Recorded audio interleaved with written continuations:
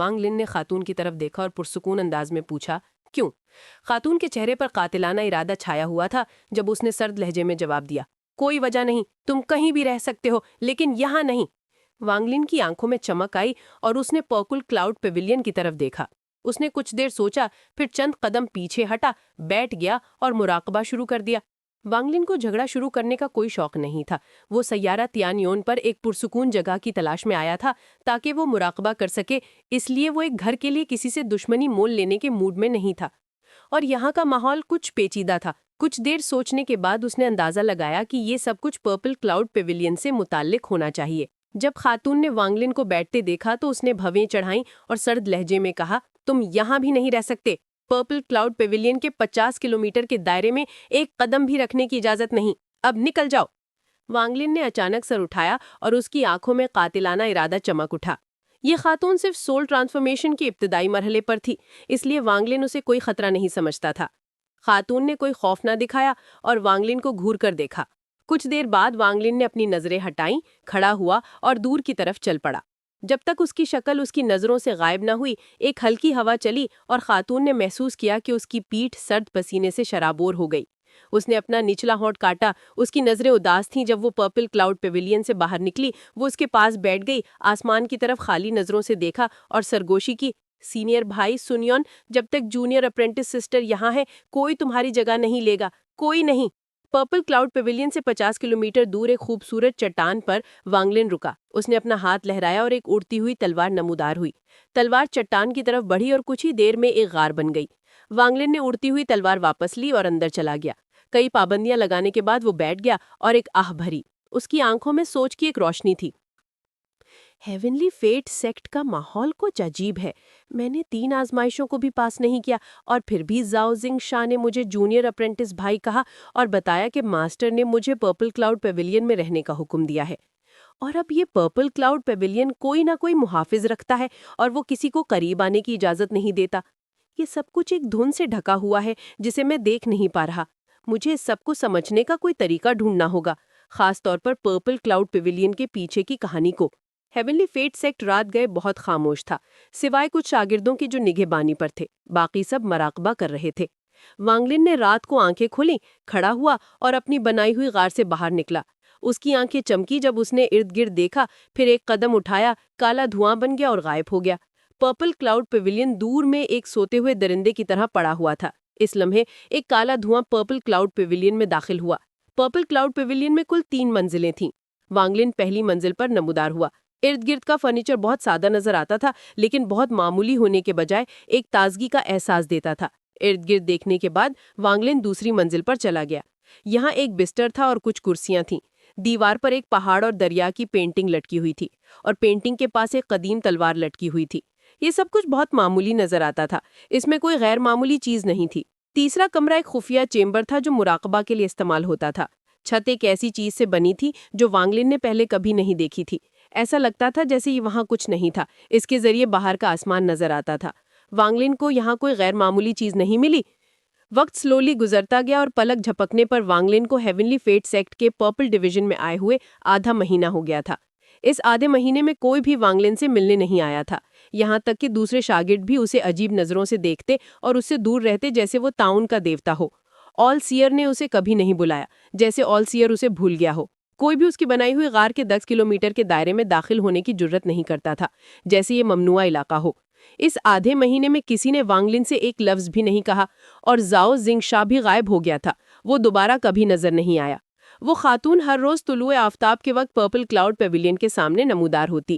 وہ سارا دن اسے خالی نظروں سے دیکھتی اور پچھلے آدھے مہینے سے وہ ہر روز یہی کرتی تھی۔ اگر یہ اسی طرح چلتا رہتا تو وانگ لن کو کوئی اعتراض نہیں تھا، کسی کے خلل کے بغیر مراقبہ کرنا بہت آرام دہ تھا۔ لیکن 17ویں دن کی دوپہر کو وانگ لن اپنی غار میں مراقبہ کر رہا تھا جب اچانک اس نے بھویں چڑھائی اور غار کے باہر دیکھا۔ غار کے باہر 2 روشنیوں کے شعاع دور سے آئے۔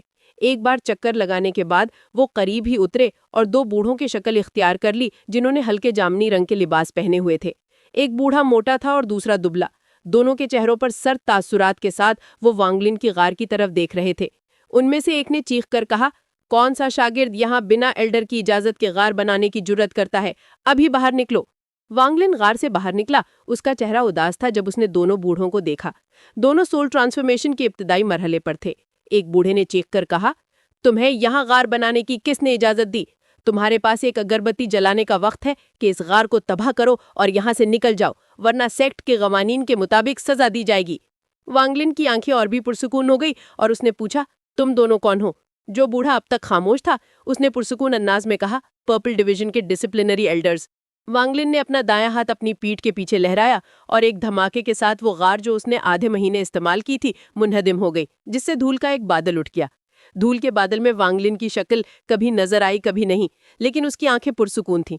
पहले से ही जारहाना बूढ़ा तंज किया, तुमने गार तो तबाह कर दी, लेकिन तुमने सेक्ट के कवानीन तोड़े हैं। हमारे साथ मरकजी हॉल चलो, वहां तुम्हारे जुर्म की सजा का फैसला होगा। वांगलिन ने गहरी सांस ली, फिर दोनों को देखा और पुरसुकून अंदाज में कहा, मैं सिर्फ पुरसुकून तरीके से मुराकबा करना चाहता हूँ और इन सब साजिशों में नहीं पड़ना चाहता, लेकिन जब से मैं यहाँ आया हूँ मुझे सिर्फ तासुब का सामना करना पड़ा है, छोड़ो। ये कहकर वो आगे बढ़ा और अपने बैग ऑफ होल्डिंग पर थपथपाया। सोल लैशर अचानक उसके हाथ में नमूदार हुआ और उसने उसे अजदहे की तरह दोनों की तरफ लहराया। दोनों बूढ़ों के चेहरे फौरन बदल गए और वो तेजी से पीछे हट गए। दोनों ने नारा लगाना शुरू कर दिया और जल्द ही उनमें से हर एक से काली और सफेद रोशनी निकली। एक बूढ़े ने तेजी से चीखा, तुम डिसिप्लिनरी एल्डर पर हमला करने की जुर्रत करते हो? लेकिन सोल लाशर बहुत तेज था। कई बात की तस्वीरों के बाद चीख रहे बूढ़े का चेहरा फौरन बदल गया। उसका जिस्म कांपा और एक कड़कती आवाज के साथ वो पीछे धकेल दिया गया। उसके मुंह के कोने से खून बह गया और उसकी असल रूह 3 इंच बाहर निकाल दी गई। सोल लैशर असल रूह पर हमला करने में महारत रखता था।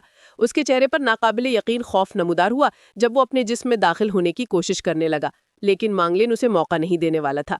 वांगलिन की उंगली ने एक आर्क बनाया। रडलेटी की एक आर्क बूढ़े की तरफ बढ़ी। बूढ़े का चेहरा बहुत बुरा हो गया जब उसने एक आर्क को रोकने के लिए धुंध की एक बादल उगली। दूसरे एल्डर का चेहरा फौरन पीला पड़ गया और बिना कोई लफ्ज कहे उसने अपने हाथ में सफेद रोशनी को आगे बढ़ाया। उसके हाथ में जामुनी तलवार फौरन नमूदार हुई। फिर उसने वांगलिन की तरफ इशारा किया और चीखा, 7 ब्रोकन स्टार्स। जैसे ही उसने बात की, तलवार टूट गई और 60 टुकड़ों में तकसीम हो गई। तलवार के 60 टुकड़ों ने 10,000 फौज की हौलनाकी के साथ वांगलिन की तरफ हमला किया। वांगलिन अचानक मुड़ा और उसकी आंखें चमक उठीं। उसकी आंखों से कातिलाना इरादों की एक जबरदस्त लहर उठी। ये कैसी नजरें हैं? मैंने किस तरह का मॉन्स्टर छेड़ दिया? बूढ़े ने वांगलिन की आंखों में कातिलाना इरादा देखा तो उसका दिल कांप गया। उसी लम्हे वांगलिन ने अपने बैग ऑफ होल्डिंग पर थपथपाया और सेलेस्टियल स्वॉर्ड बिजली की तरह नमूदार हुई। सेलेस्टियल स्वॉर्ड के बाद हाफ मून ब्लेड नमूदार हुआ, जिसे वांगलिन खुद भी बहुत होशियार था। गर्रज की आवाजें गूंजी। तलवार के 60 टुकड़े करीब भी ना पहुंच सके, सब सेलेस्टियल स्वॉर्ड के दबाव से टूट गए। जाओ लीगू की हैसी सेलेस्टियल स्वॉर्ड से सुनाई दी। बगैर किसी हिचकिचाहट के बूढ़ा मोड़ा और भागने लगा। उसने वाजे तौर पर देखा था कि क्या हुआ था। तलवार के 60 टुकड़ों को तोड़ने वाली चीज सेलेस्टियल स्वॉर्ड नहीं थी, बल्कि इसके पीछे हाफ मून ब्लेड था। इस हाफ मून ब्लेड ने एक झपट्टे में 7 बार वार किया। हर वार एक टुकड़े पर लगा और सबको तोड़ दिया, लेकिन इसकी रफ्तार इतनी तेज थी कि ऐसा लगता था कि 7 टुकड़े एक साथ टूट गए हैं। ये देखकर बूढ़ा कैसे न घबरा गया। वो दिल ही दिल में शिकायत कर रहा था, अगर उसे पता होता कि ये होने वाला है तो वो जाओ जिंगशा की बात ना मानता। अब पछताने के बावजूद बहुत देर हो चुकी थी। वांगलिन ने उस बूढ़े की तरफ देखा भी नहीं। एक कदम के साथ वो उस एल्डर के पास पहुंच गया जिसकी असल रूह निकाल ली गई थी। एल्डर अभी बिजली के आर्क का मुकाबला कर रहा था जब उसने वांगलिन को करीब आते महसूस किया। वो मुकाबला छोड़कर भागने वाला था। वांगलिन की आंखें इंतहाई सर्द थीं। उसने अपना हाथ लहराया और रेस्ट्रिक्शन फ्लैग उसके हाथ में नमूदार हुआ। एक लहर के साथ लातादार पाबंदियां निकलकर एल्डर के असल रूह के फरार के रास्ते को मुकम्मल तौर पर सील कर दिया। इसी दौरान उसने अपना हाथ बढ़ाया और कहा, वापस आओ। असल रूह ने सिर्फ एक जबरदस्त कुव्वत को अपने पीछे से आते महसूस किया। हालांकि वो पाबंदियों से घिरा हुआ था, लेकिन उसे बाहर निकलने के लिए सिर्फ थोड़ा वक्त चाहिए था। लेकिन इस वक्त वो थोड़ा वक्त भी मयसर नहीं था। उसने दांत पीसे और अचानक मुड़कर चीखा, मैं डिसिप्लिनरी एल्डर हूँ, चाहे तुम ऑलसियर के शागिर्द हो। अगर तुमने मुझे मारा तो तुम्हें सेक्ट की सजा मिलेगी। वांगली ने तंजिया हंसी, लगता है तुम मेरी शनाख्त जानते हो। उसने अपना दायां हाथ पीछे खींचा, जिससे असल रूह चीखी और वापस खींची चली आई। इसी दौरान वांगलिन ने अपने बैग ऑफ होल्डिंग पर थपथपाया और एक घंटी बाहर निकली। घंटी 3 मीटर लंबी हो गई। फिर वांगलिन ने असल रूह को घंटी की तरफ फेंका और घंटी ने असल रूह को कैद कर लिया। साफ करो, वांगलिन ने चीखा और मुड़ा। इधर देखा, वहां दूसरा बूढ़ा तल्ख चेहरे के साथ पीछे धकेल दिया गया था। वो वांगलिन से 100 फुट के फासले पर खड़ा था और हिलने की जुर्रत नहीं कर रहा था। हाफ मून ब्लेड उसके सामने खतरनाक अंदाज में घूम रहा था और जाओ लीगू की मगरून हंसी सेलेस्टियल स्वॉर्ड से सुनाई दी। पोते, अपने दादा जाओ के लिए साकित खड़े रहना। अगर तुमने 1 इंच भी हिला तो मैं तुम्हारा एक टुकड़ा काट दूंगा। वांगलिन ने बूढ़े को पुरसुकून अंदाज में देखा और आहिस्तगी से कहा, چونکہ یہ جگہ مجھے خاموش نہیں رہنے دیتی تو میں کچھ دکھاؤں گا اور غالب آ جاؤں گا. اب بتاؤ پرپل کلاؤڈ پیویلین میں پہلے کون رہتا تھا؟ بوڑھے کا چہرہ مکمل طور پر پیلا پڑ چکا تھا. اس نے کبھی سوچا بھی نہ تھا کہ ایک تباہ شدہ کشتی سیارے سے آیا ہوا کاشتکار، جسے وہ ایک دیہاتی سمجھتا تھا، اتنا طاقتور ہو سکتا ہے. اس شخص نے چند لمحوں میں اسے پکڑ لیا تھا اور اب ایک اور ایلڈر کو صاف کر رہا تھا. اس کی طاقت کا یہ درجہ صرف درمیانی مرحلے کے سول ٹرانسفارمیشن کاشتکار دکھا سکتے تھے. یہ اس کی زندگی کے چند نایاب لمحوں میں سے ایک تھا جہاں اسے پچھتا رہا تھا.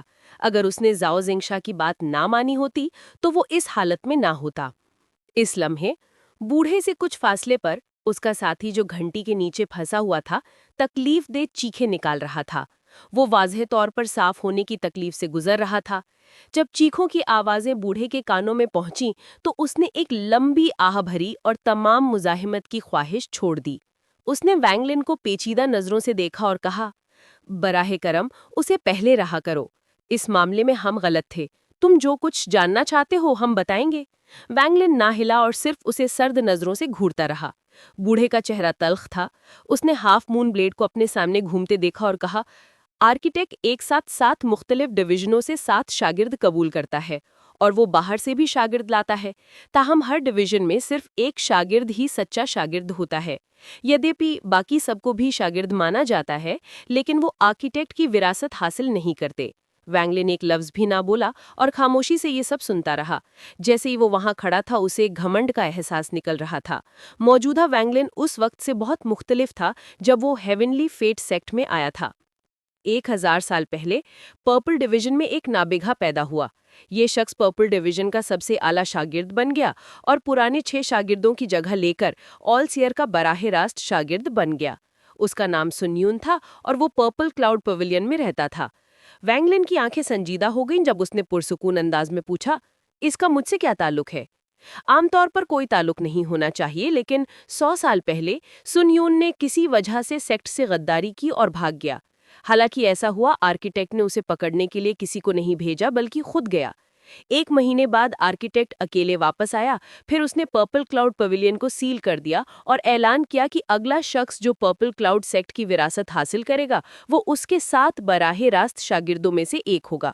بوڑھا یہاں رکا اور وینگ لن کو پیچیدہ نظروں سے دیکھا، پھر کہا، پرپل ڈویژن کے 7 شاگردوں میں سے باقی 6 سیارہ تیانیون پر ہی بڑھے ہیں. صرف تم ایک تباہ شدہ کشتی سیارے سے آئے ہو. عام شاگردوں کی نظر میں بھی تم ایک دیہاتی سمجھے جاتے ہو اور تمہاری حیثیت ان کے مقابلے میں کم ہے. اگر سب کچھ عام ہوتا تو یہ زیادہ برا نہ ہوتا، لیکن چونکہ تمہیں پرپل کلاؤڈ پیویلین دیا گیا ہے اس لیے سوبھاوک روپ سے امتیازی سلوک ہوگا. اس کے علاوہ تمہاری کاشت کی سطح بھی اتنی زیادہ نہیں ہے، اس لیے سوبھاوک روپ سے تمہارے سینئرز تمہیں ایک آنکھ کا کانٹا سمجھتے ہیں. آرکیٹیکٹ کی وجہ سے وہ تمہارے خلاف براہ راست کچھ نہیں کر سکتے، لیکن سازشیں اور پیٹھ کے پیچھے وار کرنا ناگزیر ہے. میں نے سب کچھ بتا دیا جو بتا سکتا تھا. آج کا معاملہ ہماری غلطی ہے. آج کے بعد میں اور میرا بھائی تم لوگوں کے بیچ کے معاملوں میں کبھی مداخلت نہیں کریں گے. یہ کہتے ہوئے بوڑھے نے ہاف مون بلیڈ کی طرف دیکھا. اسے اس ہاف مون بلیڈ سے بہت خوف آتا تھا. وینگ لن کی آنکھیں سرد ہو گئیں.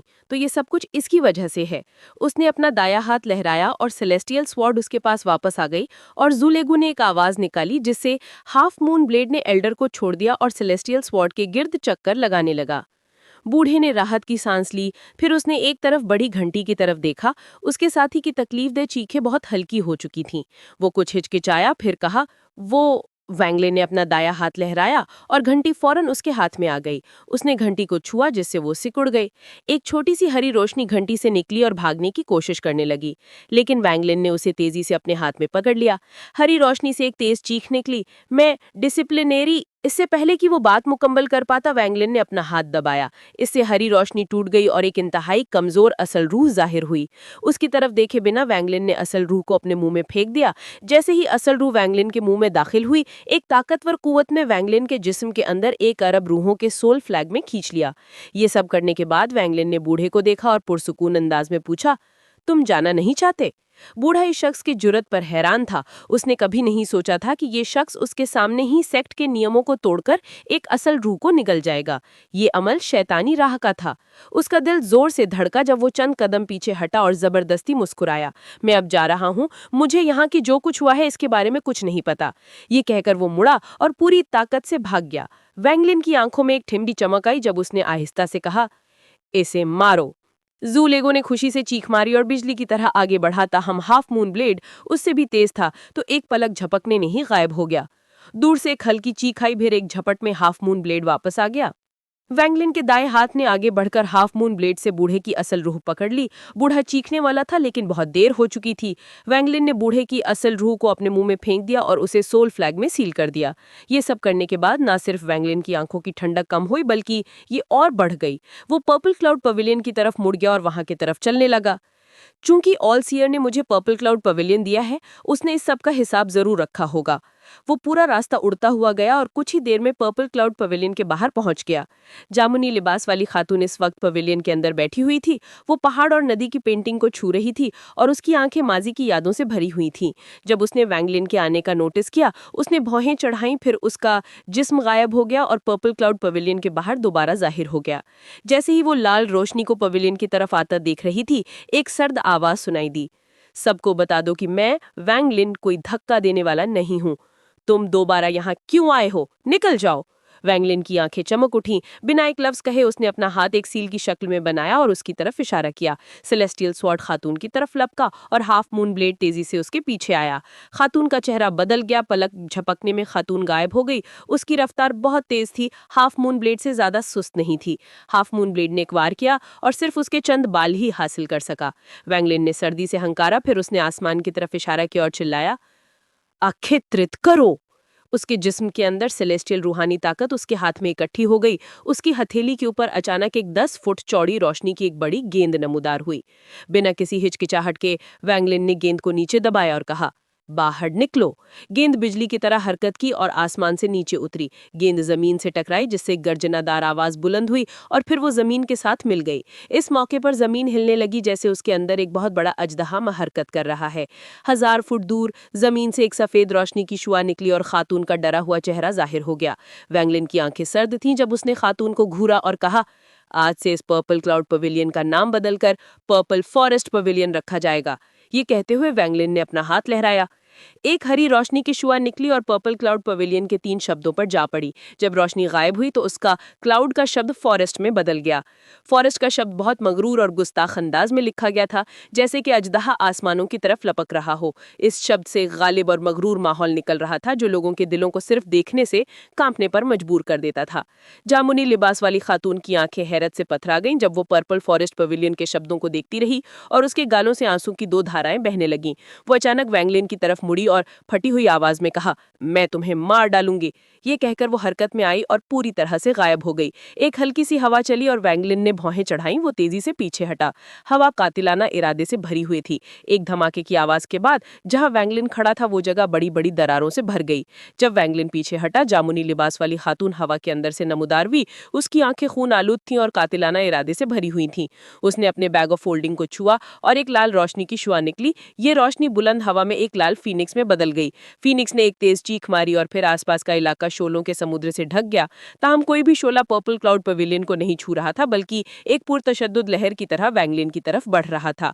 वैंगलिन की आंखें चमक उठी। उसने हाथ बढ़ाया, सेलेस्टियल स्वॉर्ड उसके हाथ में आ गई। सेलेस्टियल रूहानी ताकत सेलेस्टियल स्वॉर्ड में जमा हुई और उसने एक वार किया। तलवार की ऊर्जा की एक शुआ निकली और शोलों के समुद्र से एक धमाके के साथ टकराई। ये आवाज बहुत बुलंद थी और पूरे पहाड़ पर गूंज उठी। तलवार की ऊर्जा की इस शुआ ने शोलों के समुद्र में एक खला पैदा किया। जब वैंगलिन पुरसुकून अंदाज से शोलों के समुद्र से बाहर निकला तो उसने अपना दायां अंगूठा आगे बढ़ाया। जैसे ही उसका अंगूठा आगे बढ़ा, आसमान और जमीन का रंग बदल गया। सभी रंग गायब हो गए, सिर्फ ये अंगूठा बाकी रह गया। ये 3 कातिल तकनीकों में से एक थी जो सतुनान ने वैंगलिन को अलग होने से पहले सिखाई थी। Finger of death. 3 कातिल तकनीकें बहुत ताकतवर और शैतानी तकनीकें थीं तो सतू ने अपनी 10,000 साल की काश्त से बनाई थीं। अपनी पूरी जिंदगी में उसने सिर्फ उन्हें वैंगलिन को ही सिखाई थी। एक उंगली के साथ खातून का चेहरा पीला पड़ गया और उसकी दीवानगी गायब हो गई।